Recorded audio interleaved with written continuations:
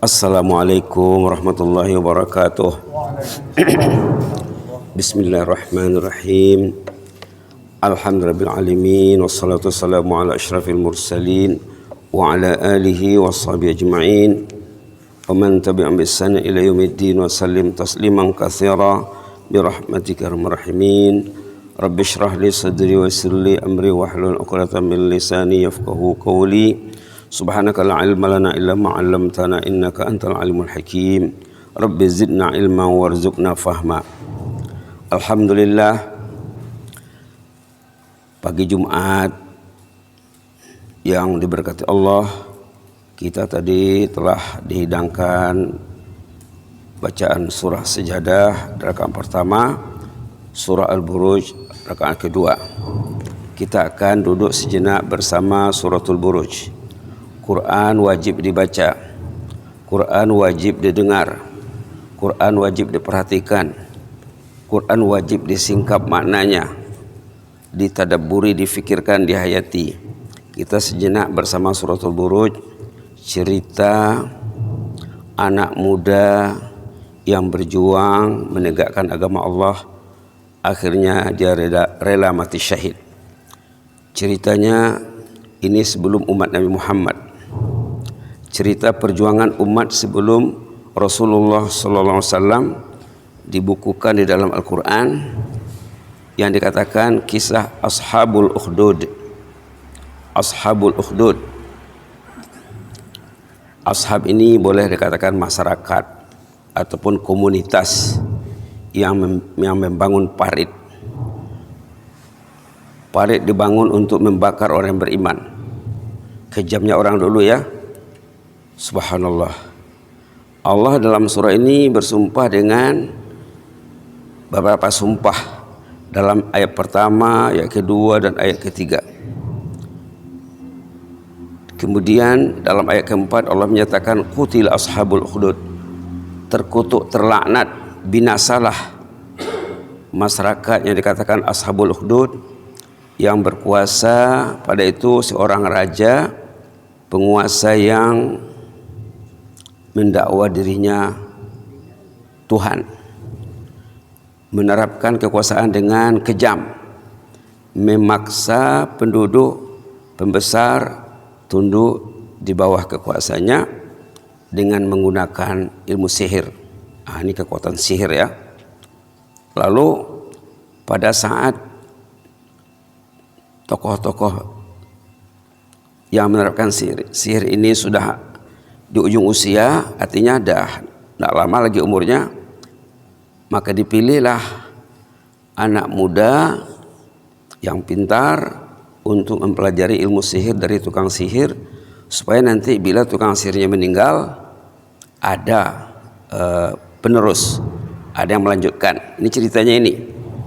Dipilihlah seorang anak. Ini ada kartunnya ini. Kalau rajin mencarinya di internet, ada kartun Ashabul Ukhdud. Ada bahasa Arab, ada bahasa Inggris, ada bahasa Indonesia, bahasa Melayu ada. Terpilihlah seorang anak yang pintar yang dites untuk mempelajari ilmu sihir ini. Dalam satu cerita itu nama anak itu Wadah, nama samaran ya, Wadah namanya. Maka belajarlah si Wadah ini belajar ilmu sihir. Tapi dalam perjalanannya ke istana, dia belajarnya di istana ini. Terjumpa orang alim di tengah jalan. Ditanya orang alim ini, kamu mau kemana? Saya anak terpintar di negara ini, dipilih untuk belajar ilmu sihir. Semua orang kenal saya. Wah, katanya, anak seperti kamu ini belajar sihir. Subhanallah. Kalau gitu, duduklah dengan saya sebentar. Mari kita bertadabbur. Maka ahli ilmu tadi, ahli agama tadi mengajarnya agama. Diajarnya lah agama. Setiap hari belajar agama dan belajar sihir. Belajar agama, belajar sihir. Jadi dua-dua terisi. Sihir untuk ilmu saja, bukan untuk diamalkan. Agama untuk dipelajari dan diamalkan. Lalu satu hari dalam kisah itu, dalam karton itu ada makhluk raksasa yang menghalang manusia di jalan, yang manusia tidak mampu lalu kalau ada makhluk itu. Tiba-tiba datanglah anak ini, datanglah anak yang sudah belajar sihir dan belajar ilmu agama dengan seorang ulama. Ulama itu namanya Talhah dalam kisah itu ya. Lalu manusia berkumpul, tidak berani lewat di jalan karena ada makhluk raksasa yang mengganggu perjalanan rakyat. Lalu dalam kisah itu diambilnya batu kecil, lalu disebutnya nama Allah, dilontarnya dari jarak yang jauh, rebahlah makhluk yang menakutkan tadi. Orang tidak tahu yang dia belajar agama, orang pikir dia belajar sihir. Jadi kata masyarakat, wah hebat, sukses raja ini mengkader anak muda untuk belajar ilmu sihir, sudah berhasil. Kemudian dia bilang, ini bukan sihir loh, kata, ini ilmu agama, ini tauhid. Penguasa itu mempelajari menganuti ajaran syirik yang menyatakan dirinya Tuhan. Lalu sampai berita ke istana, anak ini berhasil dengan pertolongan Allah menyembuhkan orang macam penyakit, bisa disembuhkan. Ada yang sakit buta, sakit lumpuh, bisa disembuhkan dengan izin Allah perantara anak ini. Lalu sampailah ke raja bahwa anak ini bukannya belajar sihir, belajar agama. Lalu raja murka, raja marah. Maka diarahkanlah, diperintahkan angkatan darat membawanya ke gunung. Nanti sampai di gunung, anak ini mau dilemparkan dari puncak yang tinggi ke jurang yang dalam. Itu rencananya. Sampai di gunung, datang gempa meruntuhkan gunung, pasukan angkatan darat semuanya mati. Dia tidak apa-apa. Sampai di sana dia berdoa, Allahumma kfini bima syi'ta wa kaifa syi'ta. Ya Allah, peliharalah aku dengan cara yang Engkau lebih tahu. Artinya gagal rencana untuk membunuh si anak ini. Kemudian raja berbincang dengan orang-orang pemerintah, macam mana caranya lagi. Dibawa ke laut. Anak ini dibawa ke laut, dibawa batu pemberat, nanti sampai tengah laut rencananya mau dibuang dengan batu pemberat supaya terus tenggelam ke dasar laut. Sampai di laut, datang tsunami, gelombang air laut yang menggulung semua pasukan angkatan laut. Anak ini berjalan dengan tenang ke darat. Kemudian dipanggil raja, mana pasukan angkatan laut, mana saya tahu. Sampai di tengah laut saya berdoa kepada Allah supaya saya selamat. Subhanallah. Diringkaskan ceritanya, kata si anak ini, kalau mau membunuh saya senang saja. Dia rela untuk mati syahid ini. Caranya katanya dikumpulkan rakyat semuanya di stadion, tanah lapang, dibuat pentas di atas. Raja memanah saya dengan membaca nama Allah. Kalau tak sebut nama Allah, saya akan selamat. Lalu pendek ceritanya, dikumpulkanlah rakyat di tanah lapang, di stadion. Maka raja memanah anak ini dari jarak yang ditentukan. Pendek ceritanya, mati syahid anak ini. Setelah anak ini mati syahid, semua yang menyaksikan bersyahadah, artinya masuk Islam. Islamnya bukan Islam Nabi Muhammad ya, Nabi yang sebelum itu.